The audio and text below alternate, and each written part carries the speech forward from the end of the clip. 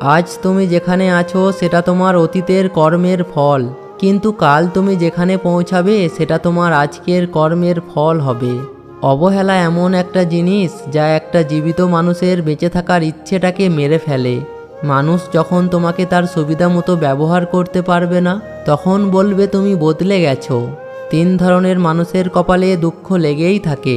Number 1, যারা কোনোদিন নিজের সাথে হওয়া অন্যায়ের প্রতিবাদ করতে জানে না। নাম্বার 2, যারা অতিরিক্ত নম্র, ভদ্র এবং বিনয়ী। নাম্বার 3, যারা সবসময় অন্য কেউ কষ্ট পাবে ভেবে কখনো কাউকে না বলতে পারে না। যতদিন তুমি সবার কথা সহ্য করতে পারবে ততদিন তুমি ভালো, আর প্রতিবাদ করলেই তুমি কালো। তুমি দোষী কেন জানো? কারণ তুমি দায়িত্ব পালন করো।